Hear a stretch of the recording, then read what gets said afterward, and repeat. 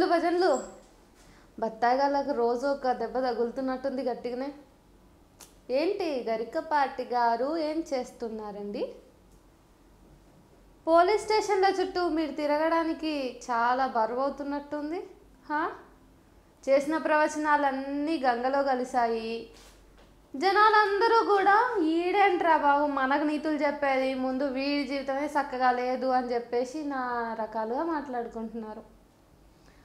అయ్యో అయ్యో అయ్యయ్యో మా జీవితాల్లో జరగాల్సింది చెప్తూ మేము ఎట్లా ఉండాలో చెప్తూ పబ్బం గడుపుకునే మీకు ఎంత కష్టం వచ్చిందయ్యా. గరికపాటి ఇప్పుడు గడ్డితో సమానం. ఇంతకుముందు మీరేదో అవధానాల సభలో గడ్డి గురించి స్పాంటేనియస్గా పద్యం చెప్పినట్టున్నారు కదా, ఆ ఆశు పద్యాలన్నీ ఇప్పుడు అట్లానే చెప్తారా? నేను శ్రీరాముణ్ణి అని అన్నారు, ఇంకేమన్నారు, ఏకపత్ని వ్రతుణ్ణి అని నిస్సిగ్గుగా పబ్లిక్గా చెప్పుకున్నారు, ఇంటర్వ్యూల్లో చెప్పుకున్నారు.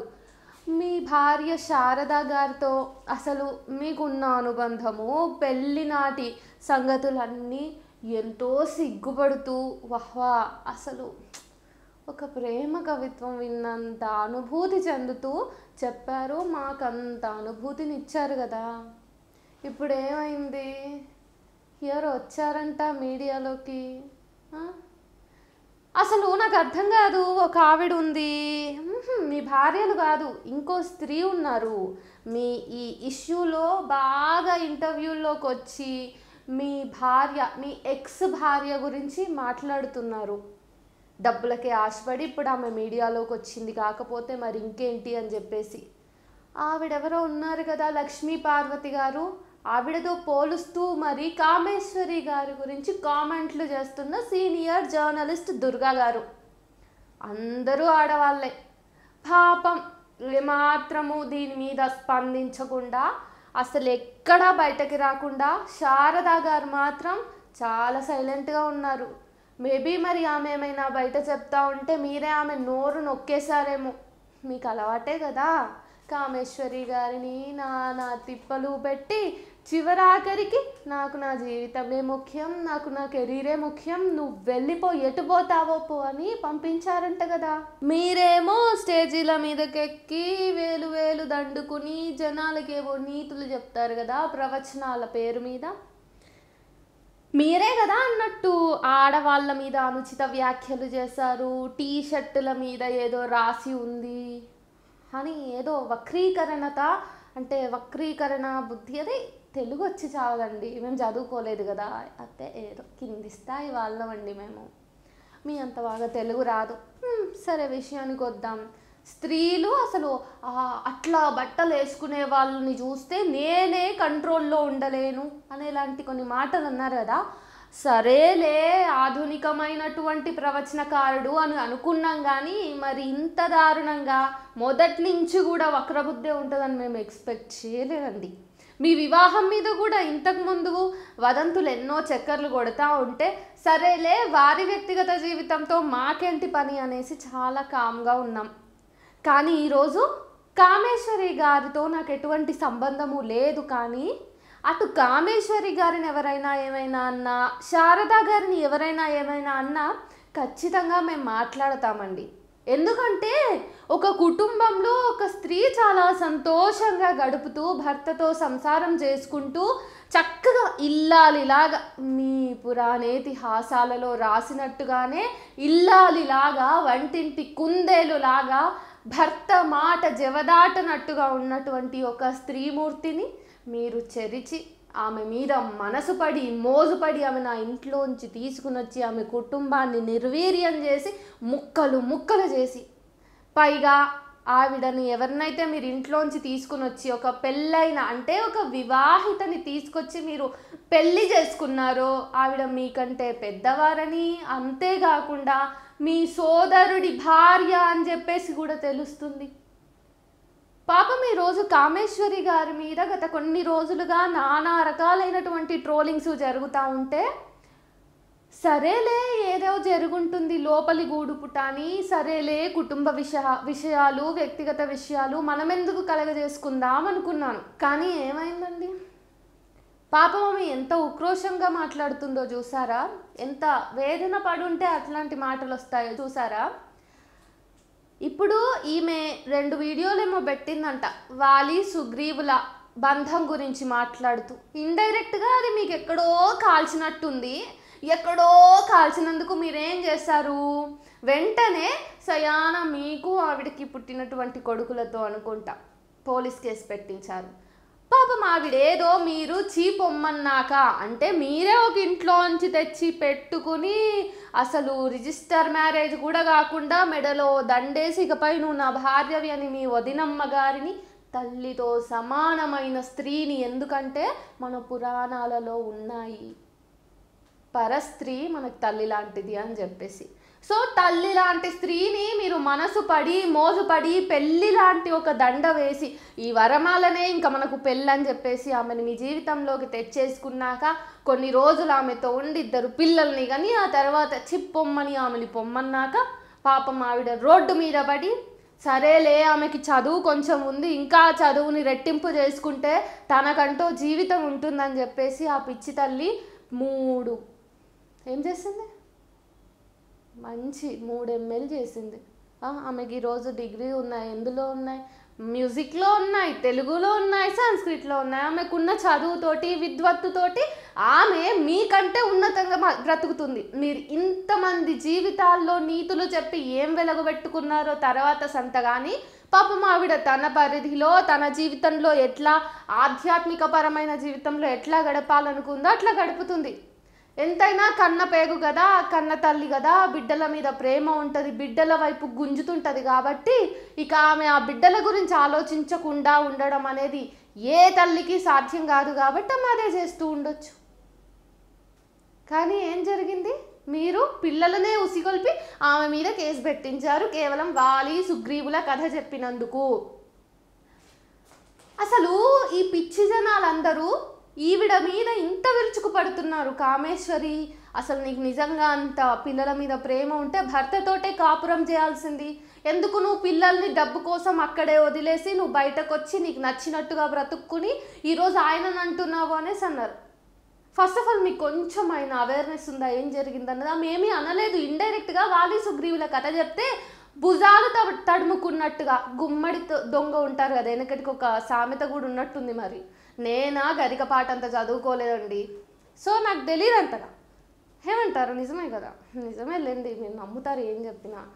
సో అట్లాంటి ఆయనకెందుకో మండింది పాపం.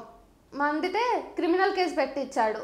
ఈరోజు ఆ అమ్మ పాపం ఏడుస్తుంది. ఆమె అంతకీ ఆమె ఏం పాపం కాదండి, ఒక ఒంటరి స్త్రీ, ఒంటరి మహిళ ఈ సమాజంలో ఎన్ని పడాలో అన్ని పడుతూనే అటు భర్త నుంచి కానీ ఈయన గురువుగారు ఆవిడని ఒక కుటుంబంలోంచి తీసుకొచ్చారు కదా, ఒక్క రోజులో విడాకులు ఇప్పించేసి తనేదో న్యాయస్థానమైనట్టు అట్లా చేశాక పాపం ఈవిడ పుట్టింట్లో వాళ్ళు కూడా ఈవిడ్ని రానివ్వట్లేదు. కాబట్టి ఈమె ఒంటరిదైపోయింది. ఆయన దులుపుకున్నారు చేతులు.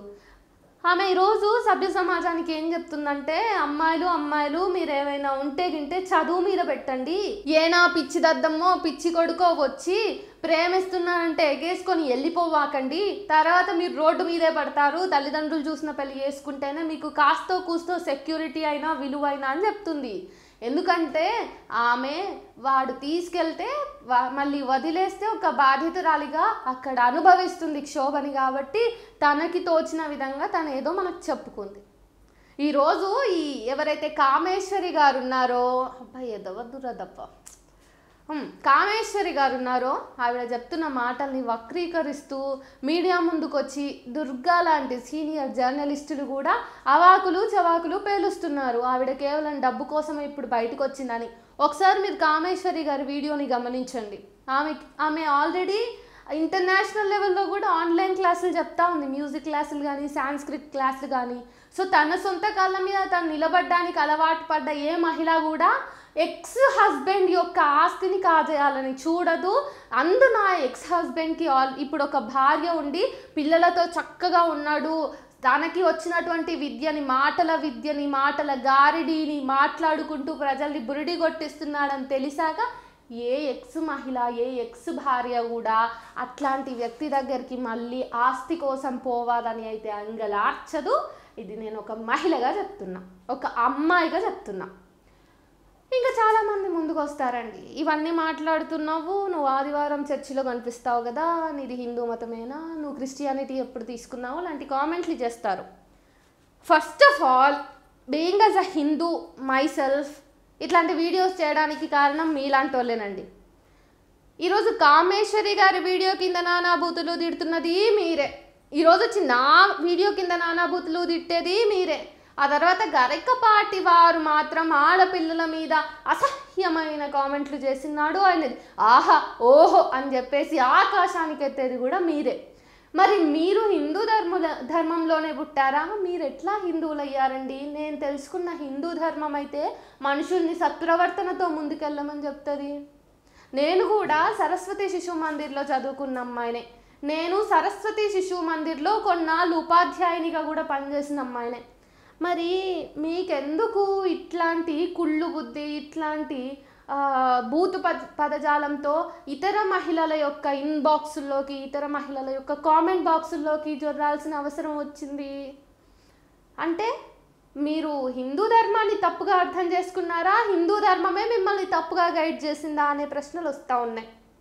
ఇకపోతే కామేశ్వరి గారు ఈరోజు బయటకు వచ్చి మొత్తానికైతే జరిగింది చెప్తూ చెప్పకుండా, చెప్పినట్టు చెప్పనట్టు ఇట్లా చూచాయగా ఏదో చెప్తున్నారు. వాళ్ళ వ్యక్తిగత జీవితం మనకు అనవసరం, కానీ మనం ఎవరి ప్రవచనాలు అయితే విని ఇన్ఫ్లుయెన్స్ అయ్యి రక్తం మరిగించుకుంటూ బయటకు వచ్చి స్త్రీలను ఆ విధంగా ట్రీట్ చేయాలని చూస్తున్నామో, ఎక్కడైతే ఎప్పుడైనా ఏదైనా అమ్మాయి రేప్కి గురైనప్పుడు ఆ రేప్కి కారణం ఆ అమ్మాయి వేసుకున్న దుస్తులే అని చెప్పేసి విక్టిమ్ బ్లేమింగ్ చేస్తున్నామో, అంతేకాకుండా ఎవరైనా అమ్మాయి టైట్ జీన్స్ వేసుకొని పోతూ ఉంటే ఆమె మీద నానా రకాల బూతులు ప్రయోగించి ఆ తర్వాత శుభ్రంగా మా డ్రెస్సులు వేసుకోకపోతే మేమెందుకు అంటామండి అని చెప్పేసి ఏం తెలియని నంగనాచి తుంగబుర్రలాగా చేతులు దులుపుకోవాలనుకుంటారు కదా. ఇవన్నీ ఆపేయండి. ఎందుకంటే మీరు ఎవరి ప్రవచనాల వల్ల అయితే ఇన్ఫ్లుయెన్స్ అయ్యి ఈరోజు రోడ్డు మీదకి వస్తున్నారో, ఎవరి ప్రవచనాలు మీరు వింటూ హిందూ ధర్మం ఇంతేనేమో, సో చాలా ఫ్లెక్సిబుల్గా ఉంటుందని భావిస్తున్నారో, ఆ ప్రవచనకారుడు ఎవరైతే నేను ఏకపత్ని వ్రతుణ్ణి, నేను శ్రీరాముణ్ణి అని చెప్పుకుంటున్నాడో ఆయన మాటలు మీరు నమ్మిందంటే నట్టేట మునగక తప్పదు. ఎందుకంటే 40 సంవత్సరాల క్రితం కామేశ్వరి గారు కూడా గరికపాటి వారి మాటలు విని తప్పని పరిస్థితుల్లో బలవంతంగా తన కుటుంబాన్ని వదులుకొని బంగారం లాంటి భర్తను వదిలిపెట్టి రావాల్సి వచ్చింది. కుటుంబాలే నాశనం అయినా కానీ మన హిందువులము రియలైజ్ అవ్వమండి. మెజారిటేరియన్ రిలీజియన్ అని ఒక పెద్ద ట్యాగ్ ఉంది మనకి, కానీ మన బుర్రల్లో ఏముంది? మనకి నిజంగా దేవుళ్ళంటే భక్తి ఉండాలి, దేవుళ్ళను పూజించుకోవాలి, అది పూర్తిగా మన వ్యక్తిగతం. కానీ చరిత్రని వక్రీకరిస్తూ రాజకీయంగా హిందూ ధర్మాన్ని, హిందూ మతాన్ని వాడుకుని పైకొచ్చి హిందువులనే ముడ్డి మీద తన్నేటటువంటి పార్టీలకి మీరు జెండాలు మోసి మోసి మోసి మీ భుజాలు అరిగిపోతాయి, మీ చెప్పులు అరిగిపోతాయి తప్పిస్తే నిజానికి మీరు ఎవరినైతే ఈరోజు నమ్ముతున్నారో, ఏ భావజాలాన్ని మీరు అత్యంత ఉన్మాదంగా లోపలికి ఇంజెక్ట్ చేసుకుంటున్నారో వాళ్ళ వల్ల అయితే మీ హిందూ ధర్మం, మన హిందూ ధర్మం అస్సలు బాగుపడదు.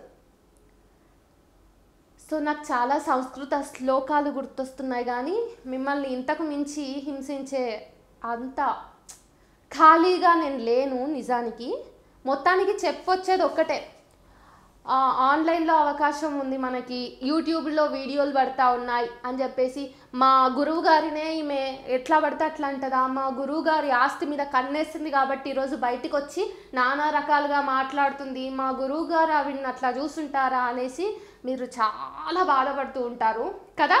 అది కొంచెం ఆపండి, అది ఆపితే చాలా బాగుపడతారు, మీరు ముందుకు వెళ్తారు జీవితంలో. ఇకపోతే గరికపాటి గారు, ఆవిడ ఎవరైతే కామేశ్వరి గారు మీ గురించి చెప్తున్నది వింటే మీరు ఆవిడ్ని చక్కగా చూసుకోలేదని, నిజంగా మీరు ఆవిడ్ని ఎంతో దారుణంగా హింసించారని ఆమె మాటల్లో అర్థమవుతుంది. దీన్ని మీరు ఎన్ని రకాలుగా కవర్ చేయాలన్నా నమ్మడానికి నాలాంటి వాళ్ళైతే అస్సలు రారండి. ఎందుకంటే ఆల్రెడీ మీరు నాలాంటి ఆడవాళ్ళ మీద, ఆడపిల్లల మీద మా యొక్క జీవన విధానం మీద మీరు ఎంత దారుణంగా కామెంట్స్ చేశారో నాకు ఇంకా గుర్తుంది. నాలాగే ఎవరైతే ఆలోచించగలరో ఆ ఆడవాళ్ళందరికీ గుర్తుంటుంది. ఇంకాస్త ఎక్కువ తెలివి ఉన్న మగవాళ్ళకి కూడా ఇది గుర్తుంటుంది. ఎందుకంటే ఆడవాళ్ళందరూ మోసకారులు కాదు, మగవాళ్ళందరూ పిచ్చివాళ్ళు కాదు.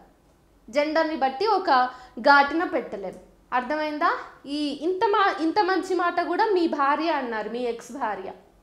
సరే మరి ఇక ఎవరు ఆవిడ మీద కామెంట్స్ చేయకండి. ఎందుకంటే ఎండ్ ఆఫ్ ద డే అది వాళ్ళ జీవన విధానం, అది వాళ్ళ జీవితము, వాళ్ళ వ్యక్తిగతము.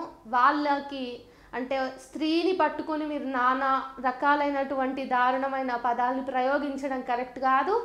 నన్ను అంటే సరేలే, నేను ఒక నాస్తికురాల్ని, సరేలే రేపైనా వాళ్ళు రియలైజ్ అవుతారని ఊరుకుంటాను. కానీ సెన్సిటివ్ మహిళలు అది తీసుకోలేరు. జాగ్రత్త. Okay, bye.